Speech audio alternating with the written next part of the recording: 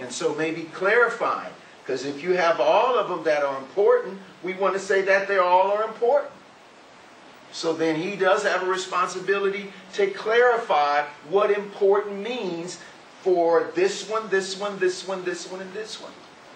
Because maybe on the paper it looks like it's the same, but from clarification from his point, it may be some variation. Wow, that sounds like work. A good marriage is spelled W-O-R-K. It is work. But when you work the work, then you'll get to the place where it's kind of on cruise control. See, every now and then you'll have to go manual. But it's going to take some work to get it to cruise control. Or it can always be manual. And that's probably work you and I don't want to have. Does that make sense? Let's finish this, the last part, and then we'll be done for today.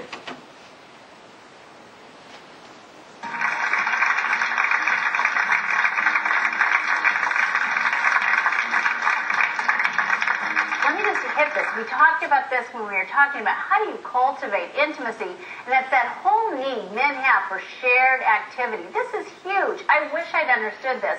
The first trip Les and I got to take after our first baby was born, he had some medical issues, and we'd had a long, hard year. Finally took 3 days away. That's all we could get. Went to Hawaii.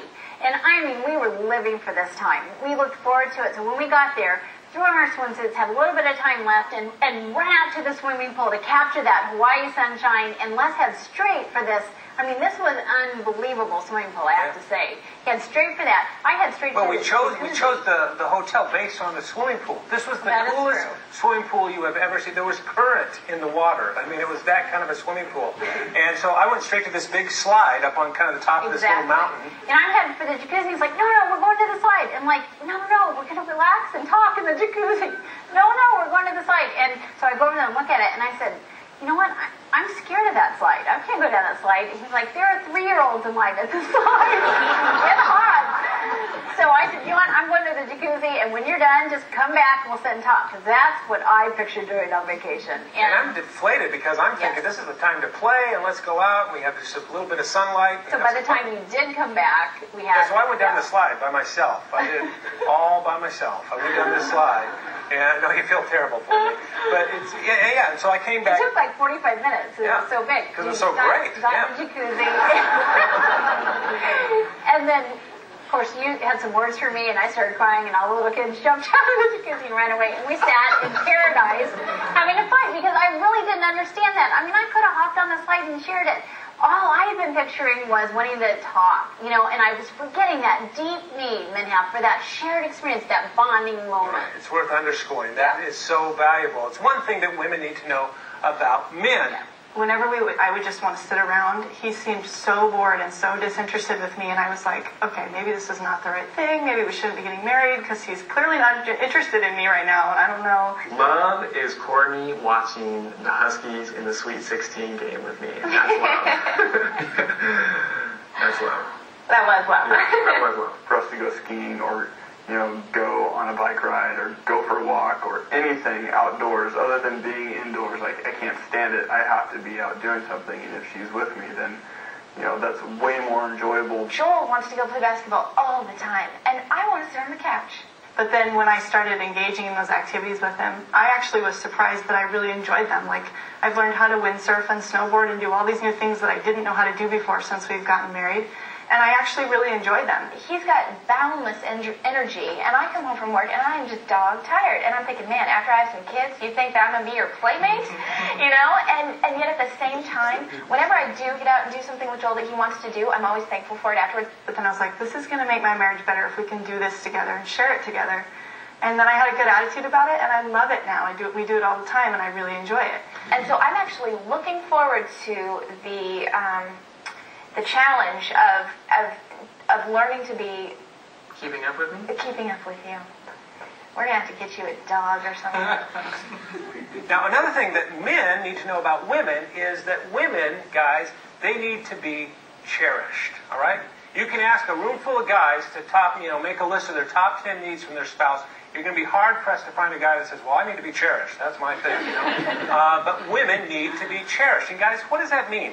When we cherish a woman, what does it mean to cherish a woman? Right? That's kind of foreign to us. We're thinking, okay, you put their needs ahead of ours, maybe, or what have you. I'll tell you this. It usually comes down to very little things. And for us, I learned a lesson of cherishing Leslie over a cup of coffee in O'Hare Airport. Leslie loves coffee. I don't drink coffee. I think it's a terrible habit. And no, I'm just kidding you. But we've had a thing about coffee. We've had a thing about coffee for a long time. And so years ago, when we were traveling, we were headed through O'Hare Airport, and they were putting in the first Starbucks in an airport. I mean, this was going to transform traveling for me. Yeah, for Leslie. Yeah. This was great. I mean, let's go travel, And so we're getting off the airplane. She says, let's go to the new Starbucks. I'm like, okay, we'll go. And we're standing in line, and as we're standing waiting to place our orders, I look up at the prices, and they were just sky high, in my opinion. I mean, it seemed like they jacked up the prices, because here we are in the airport, and they knew we can't go anyplace else. And I said, look at these prices. And Leslie said, yeah.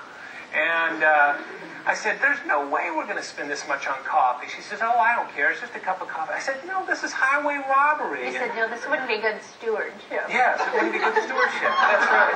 Yes, very good point. When all fails, good spirit. And so we had this little tiff, and I said, well, I'm not spending my money on it. You can wait here by yourself. And I walk away, and I remember I was kind of looking out the window down the terminal. I thought, Parrot, what's wrong with you? It's a cup of coffee. Your wife wants a cup of coffee. And I just came back, and I apologized. I said, that's silly of me, But, that is a way to cherish my wife. And do you think when we go through O'Hare Airport, we buy that coffee now? You bet. We get ripped off every time we go through that. But it's all about that kind of, it's not an extravagant gesture, but it's because it reveals that you know the unique desires of the woman that you're cherishing. Exactly. That's what makes it great. Well, it really does come down to that. And friends, think about that. It's so obvious, but what a difference it makes to remember men and women are different.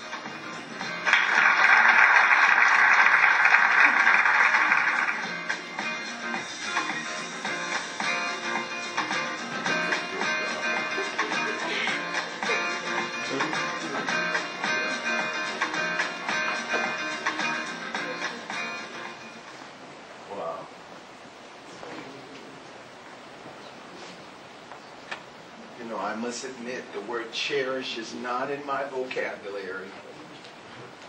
I think that I do some things that would fit in my wife's category, and she lets me know, but it's not something that I consciously know. Let me just be honest. But I mean, I've learned some things over these 28 years, but it's not a word that is readily in my emotional male dictionary. Yeah, and it really is the little things. I haven't mentioned it to him, but I drink a different kind of milk than actually everybody in the house does. I drink the soy milk, and I think this, even though it's not in your vocabulary, but you're doing it unconsciously, he makes sure that I have soy milk. When he sees the last carton in there, he goes in and he always has it for me, because that's all I will drink. I won't drink any other kind of milk. So that is part of cherishing. I feel cherished, when you do that. And there are other things, too, that he does that, makes me go, oh, okay, he kind of was paying attention. Oh, he does, those little things are important to me. But something else I want to bring to light, from the video that we just watched, if you notice, all of the men, they feel better and communicate better when they're doing something. Even you said, when we're doing something, it brings out more of you. I think the worst thing that, men want to hear is, we need to talk. I picture that in my mind. We're facing each other, two of us, they're uncomfortable with just sitting down and talking. Usually, if they're busy, maybe cleaning the garage or busy doing an activity, then the talking becomes a little bit more not so